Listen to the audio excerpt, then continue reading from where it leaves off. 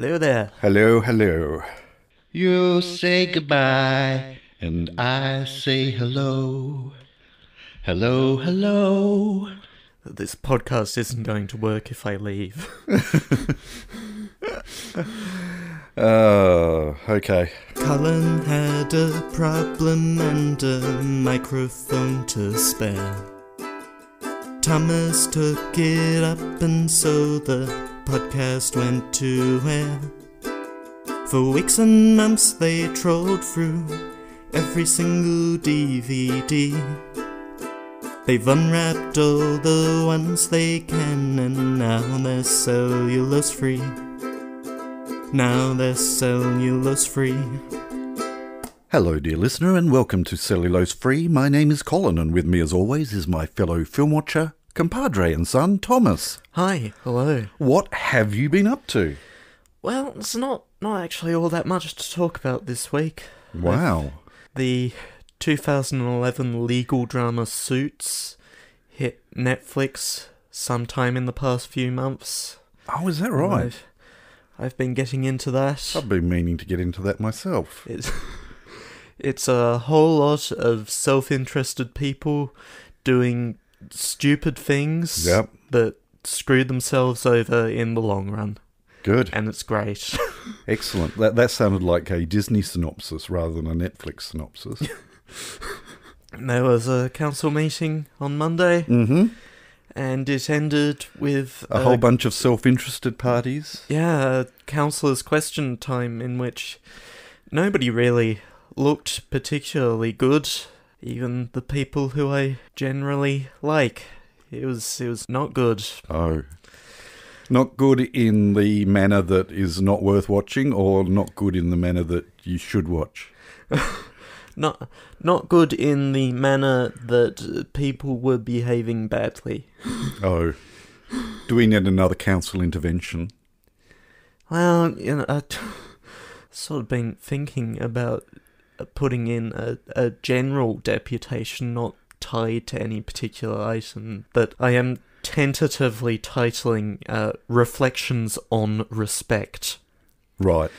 In reference to the call at the start of most meetings this term for a quiet moment of reflection and respect. Yeah, it's always very easy to fall into the trap of those kinds of things, much like the prayers that preceded them, to become very trite and hypocritical, even. Yeah. The end of the last term got pretty bad. And I can see this term heading in that same direction. Yes. There's certainly been a number of divisive matters and certain camps and pseudo-party lines being drawn and, recipe for disaster. And that's before you introduce members of the community who are themselves not being particularly reflective or respectful. Yeah. Some familiar names. Yeah. Okay. What have you been up to? Oh, so you've got nothing else? No. Well, an update for our dear listeners. Yeah. I did finally bite the bullet and get the shaky old hands operating a soldering iron, which was fraught with danger. And ended up resulting in me having to remove a buzzer from a circuit board and finding that I didn't have enough hands to do it, and so got my youngest son to hold the buzzer with a pair of pliers whilst I held the PCB and the soldering iron and heated up the ends of the buzzer and pulled as he was pulling in the opposite direction.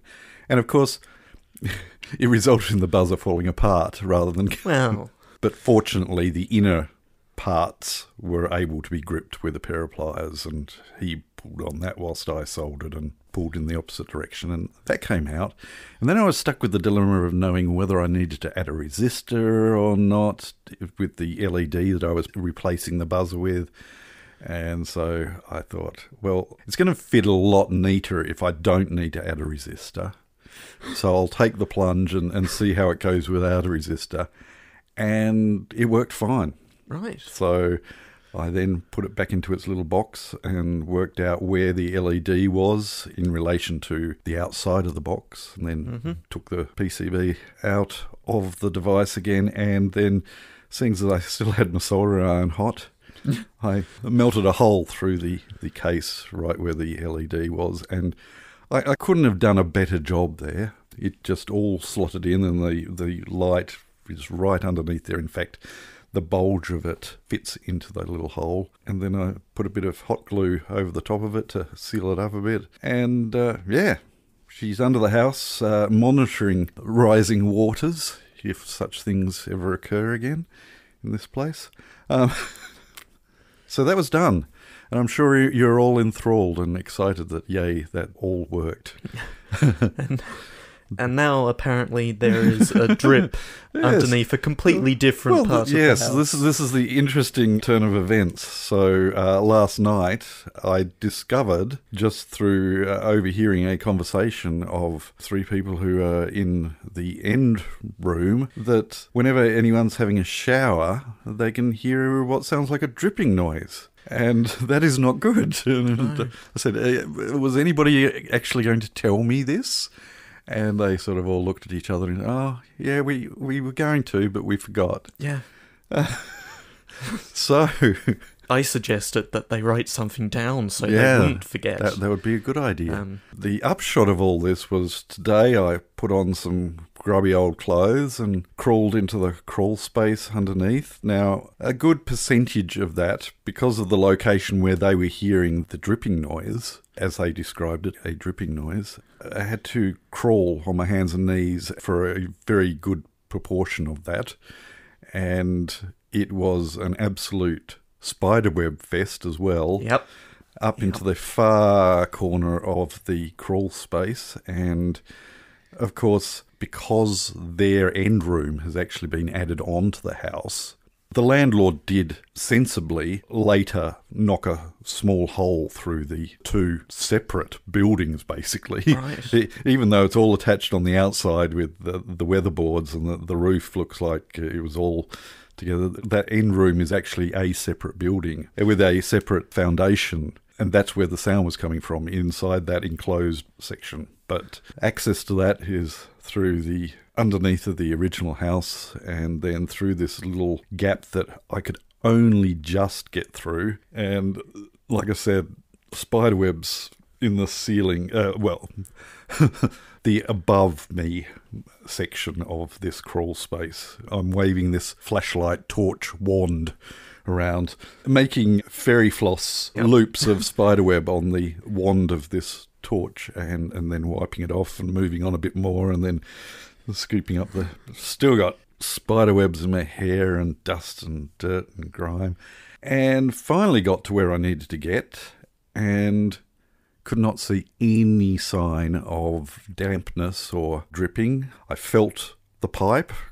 This pipe comes up out of the ground to 1 metre high and is then attached to the joists underneath the house. Mm-hmm. So at my crawl space head level, this pipe ran along, and I'm feeling it, no sign of moisture or anything like that. And I'm thinking, there's no sign of a leak here at all. But I continued to rummage around and checked absolutely everywhere. And because they can hear it in their room, I thought, right, that must be where it's supposedly happening. But no sign of moisture. I still followed all the pipes underneath the house. Crawl, crawl, crawl, spiderweb, spiderweb, spiderweb. No sign of anything. I even got someone to flush the toilet upstairs, and I could hear the water whooshing through the pipes, but no dripping, no nothing. So I thought, well, that's good. Mm-hmm. I don't know what this noise is, but there is no sign of dripping. Anyway, this afternoon, one of them went to have a shower. And, of course, one of these culprits of having long showers, he was having a long shower and singing his little heart out. And then one of the kids from the end room came down and saying, the dripping's happening. So I wandered down there, and of course my hearing isn't as good as it was, certainly not as good as their hearing is. Mm-hmm. And so I couldn't hear it. But then I decided, right, I'll crouch on the floor and have a listen. The consequence of being, I can actually hear something, and also the consequence being I broke my watch band Oh dear. as I crouched down. But it was very, very faint. So I went to the other corner of the room where I knew I was directly above the pipe and had a listen. Mm-hmm. And yes, it was certainly louder there. It was a tick, tick, tick, tick, tick, tick, tick, tick, tick noise. And I was thinking, do I have to go under there again? And I just did not want to. I thought, right, I'll deal with it tomorrow. But young lad's still having his hearty sea shanty shower, and I wandered into the kitchen. I thought, look, I'm going to put my ear to the tap in the kitchen because you can hear the water rushing. Oh, yeah. Whenever anyone's in the shower or the toilet flushes, you can hear the water going through the pipes, even in the kitchen. So went into the kitchen, stuck my ear to the tap in the kitchen, and underneath the sound of the whooshing water going through the pipes, you could hear a tick, tick, tick, tick, tick. I thought, well, you wouldn't hear a dripping inside the pipes, would you? And then the penny dropped. It's the water meter, isn't it? It is the water meter. So I went outside, and underneath a hatch in the front yard, there's the main stopcock of the water as well as a water meter. And I opened it up and scared all the spiders, and There it was, ticking away. there it was.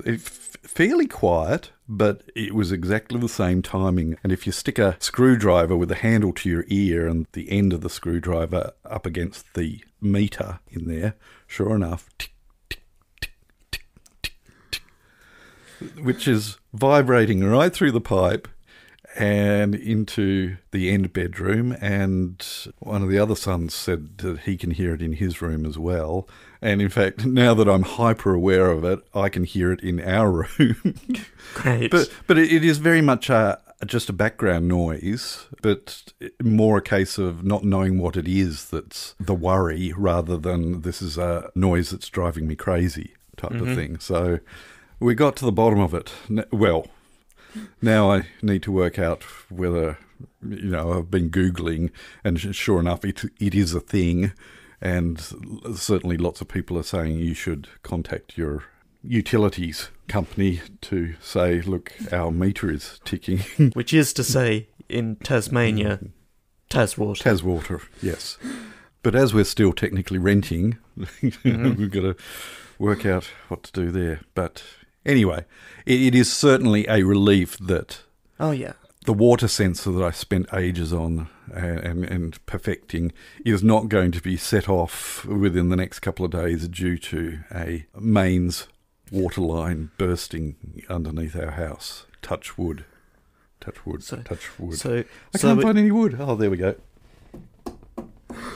So it did end up being mains and not drains then. That's right. Mains, not drains. Good. I'm exhausted after that boring monologue. So, let's watch a film. Yeah. Yeah. Yeah. I should point out Yeah.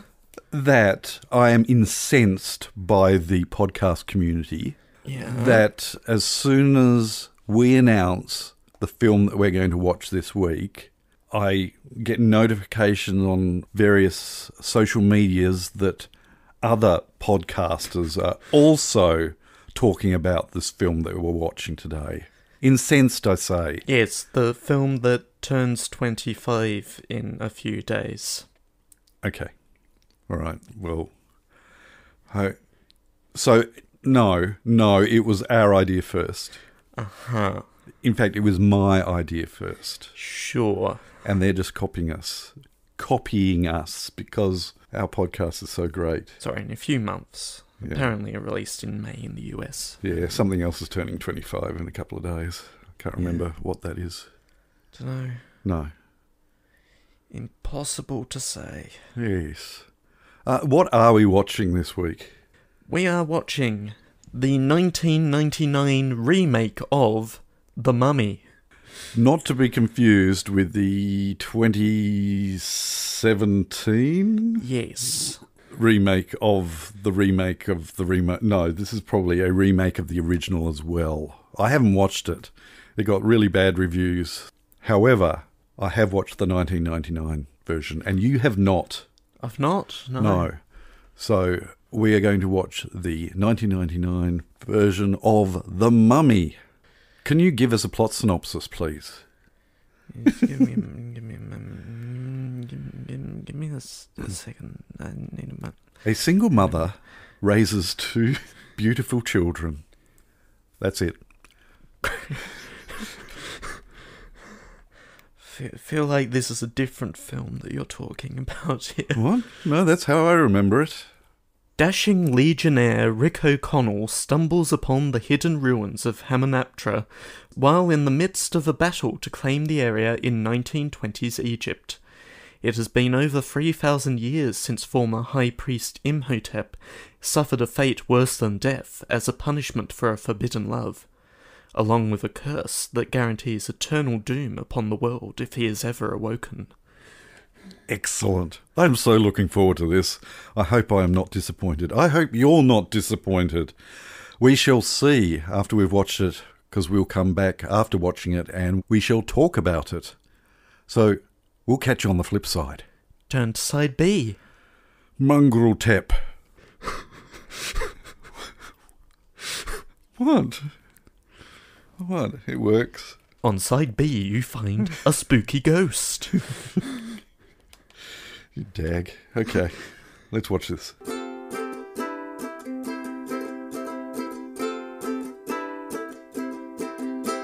So, what did you think?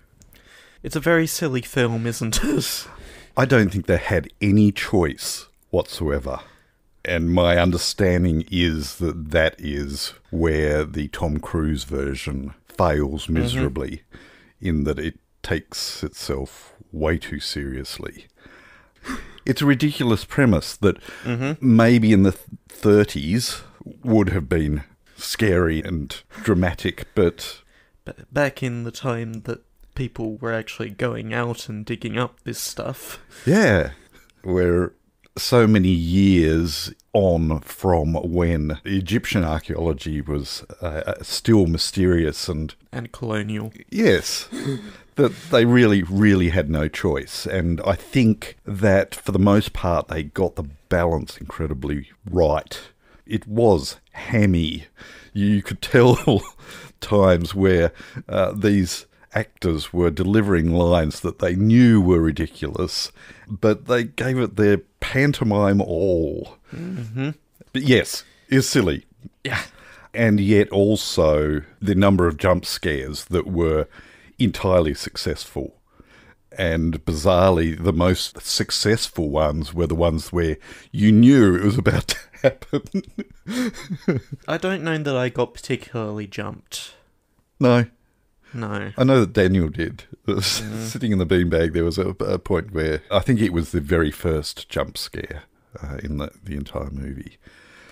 You know, a couple of the water effects don't quite hold up as well as they could, but I think there's a whole heap of effects that were revolutionary for their time, but do not at all hold up.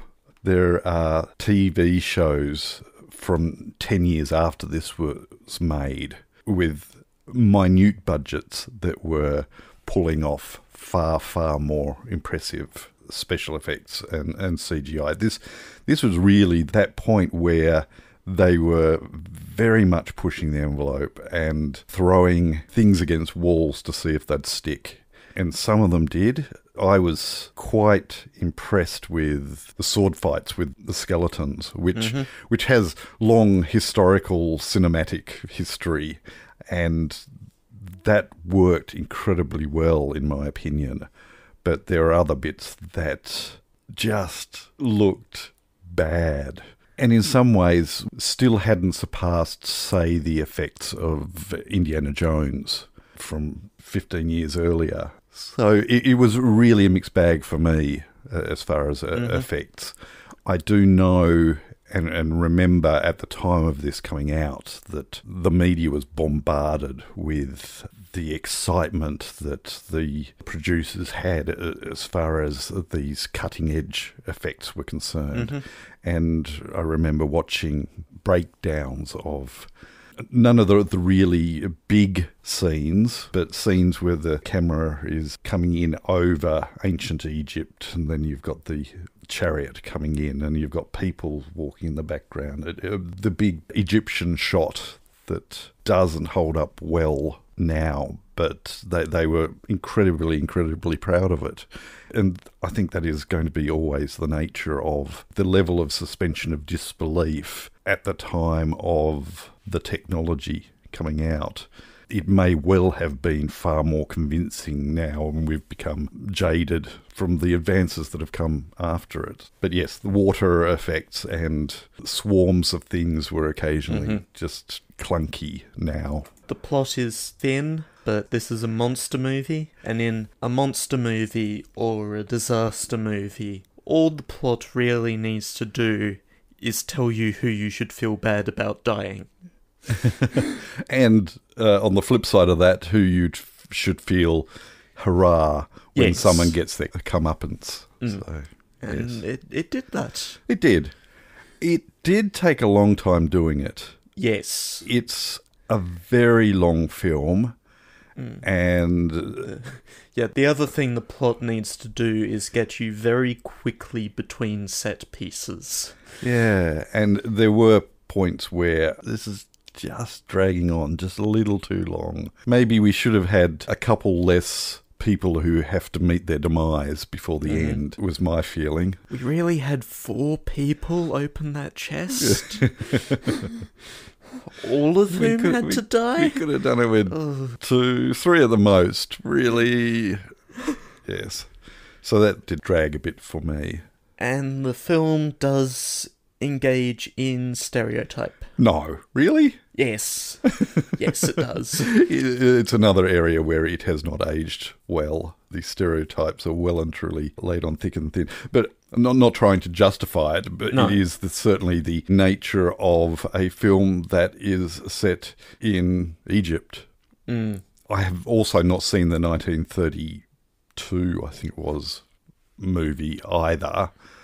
So don't know how much of a riff it was taking off that. But you're obviously set in Egypt, and that certainly wasn't the only thing, but you've certainly got stereotypes. It was interesting listening to the closing credits score, how many riffs of music that are so burnt into our psyches as being Egyptian, when who knows where that burning in comes from, other than presumably previous movies set in Egypt. I get the sneaking suspicion that strings played in that specific way have no connection. Oh, no. Whatsoever. No. But still, there is an ancient Egyptian sound that has no connection with history. No. But it is. And I think that's also the case with a Roman sound. They know the instruments that were around then, but as far as pieces of music that they were playing from them, who knows? I don't know, throw some brass in and it's a good one. Yeah. That being said, about as far as the score was concerned, it worked so solidly for the film. Yeah, good solid soundtrack. All of the characters were stereotypes, and I think... again, not knowing how the 1930s movie was, but it certainly had the vibe of something set in the 20s that was made in the 30s. There were certain aesthetics that were real throwbacks to camera angles and caricatures. You know, the damsel in distress who was still being a solid character as well. The cliched bad guys. The smart academic who also has a secret agenda as well. Full of cliches, stereotypes, and it, again, is the only way that this film could have worked. not trying to forgive these stereotypes. I think it would be made differently these days, and maybe Tom Cruise's movie is testament to that. Character depth isn't hugely important in a monster or disaster film. No. Anyway. No. So. That being said, you do need a certain charisma. Yes. And the chemistry certainly worked. Yes. I think, in all of the characters. I had fun with it.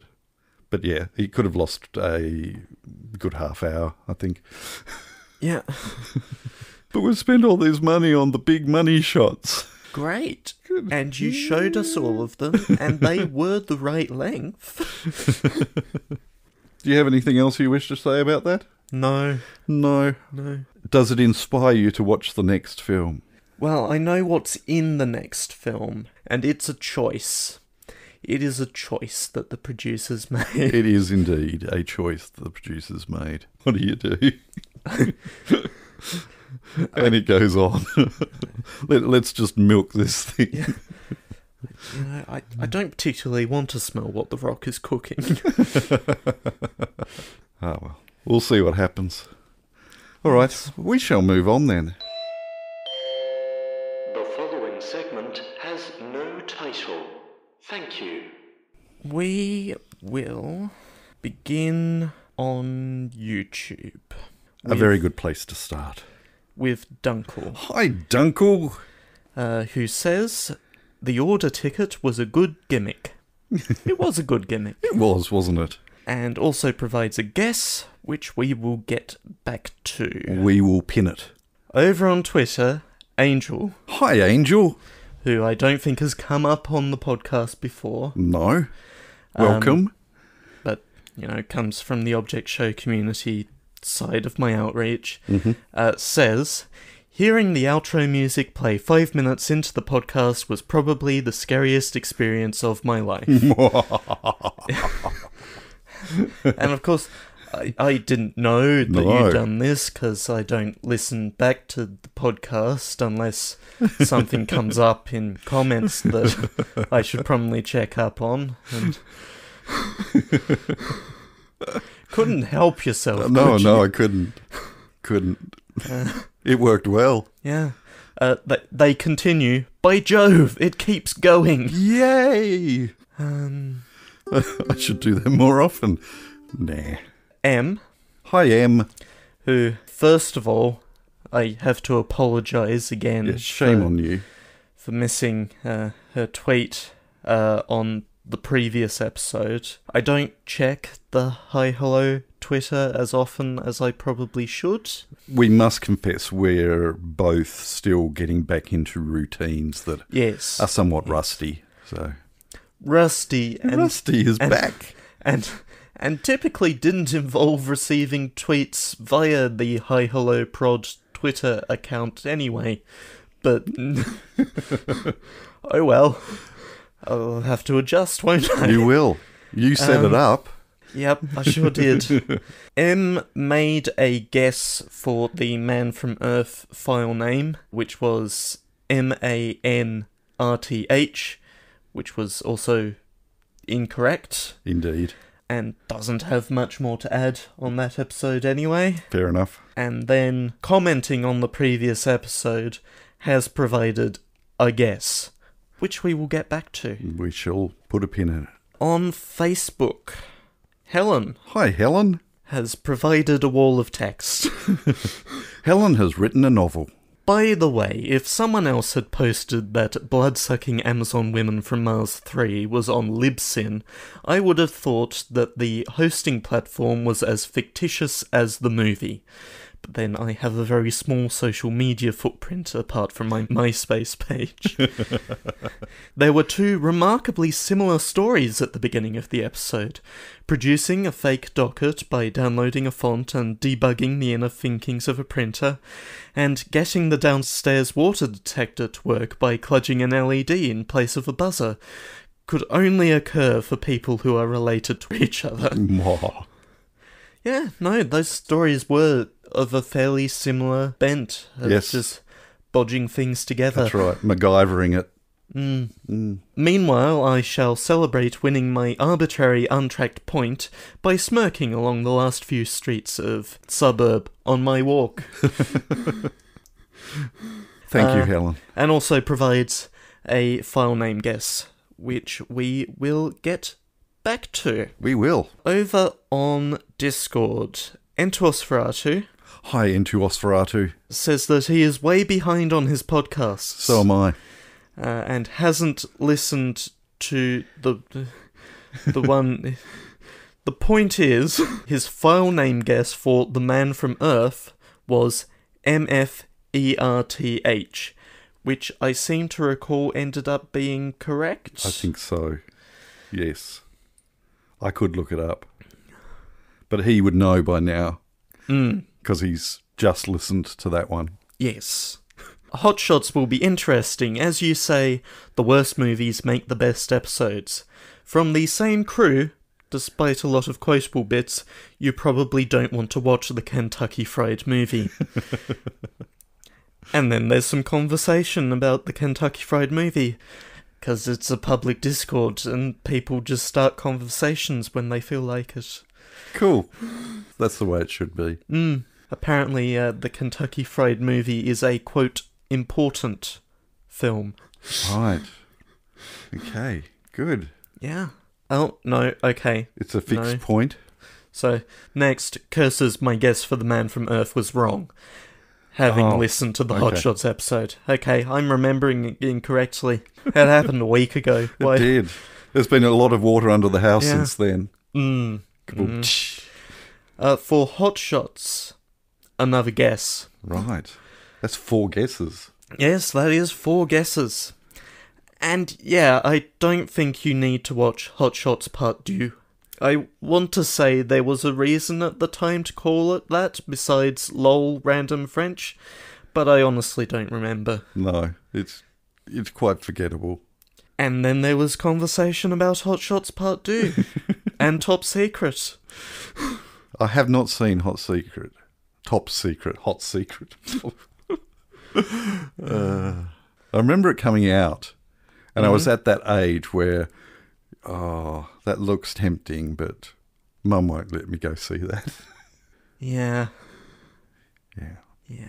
To our guesses for Hot Shots. Okay. Now this will be interesting. This will be interesting. First of all, I am not going to attempt to pronounce...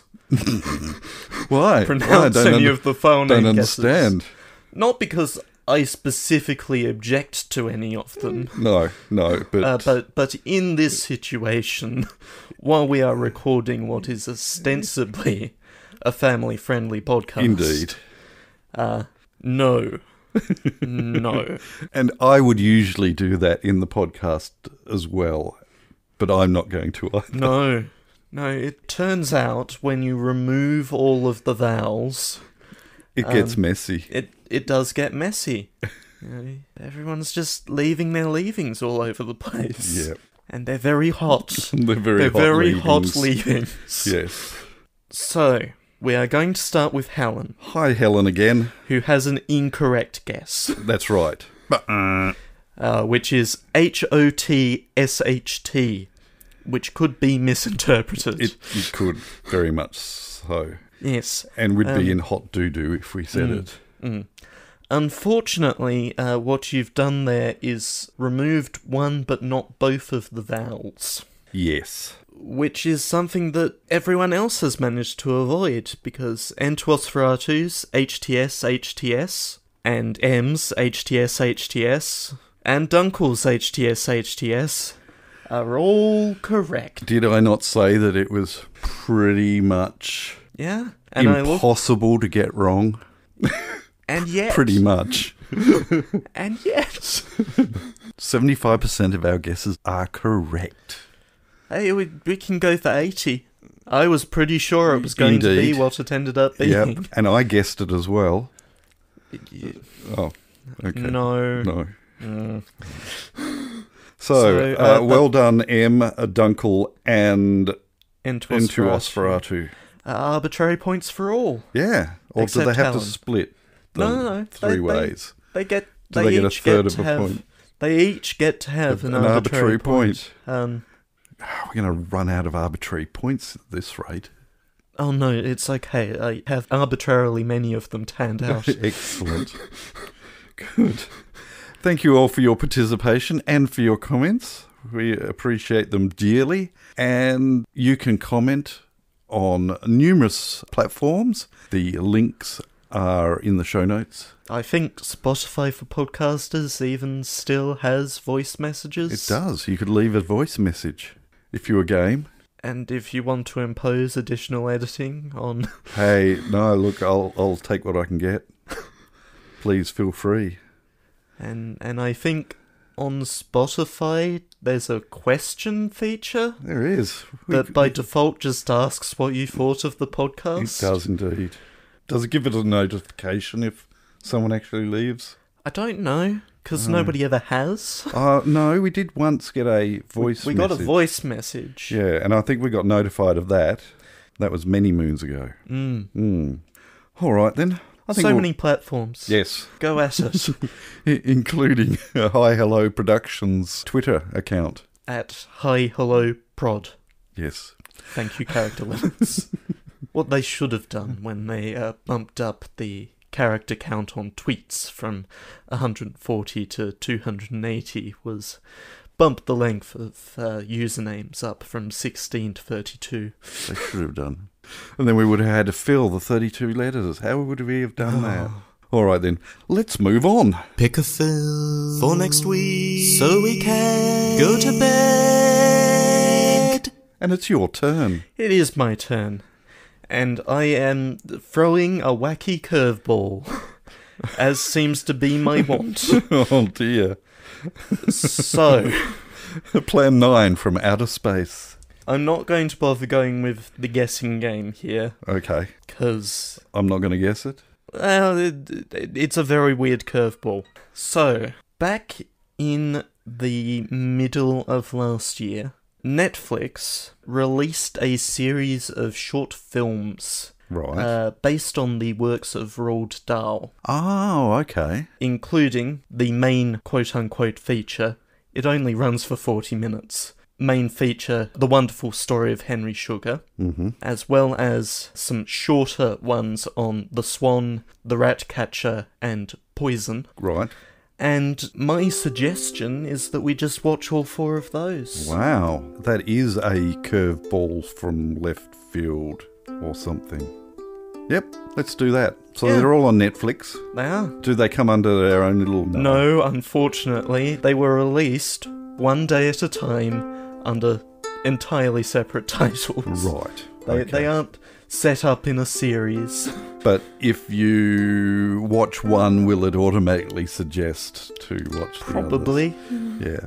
So, can you go through the names of those again just so that... Those are The Wonderful Story of Henry Sugar, The Swan, The Ratcatcher, and Poison. All right. That's what we're going to be watching next week. We hope that you can join us. But until then, we'll catch you next time. Bye.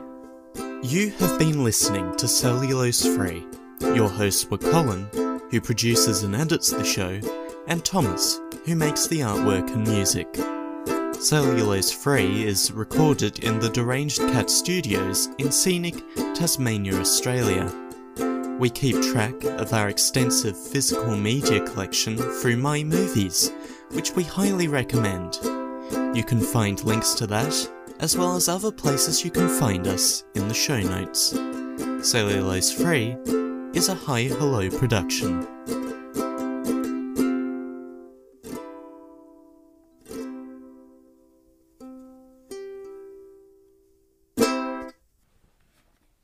Are you quite alright there? Sorry, my phone just bleeped and I told it not to.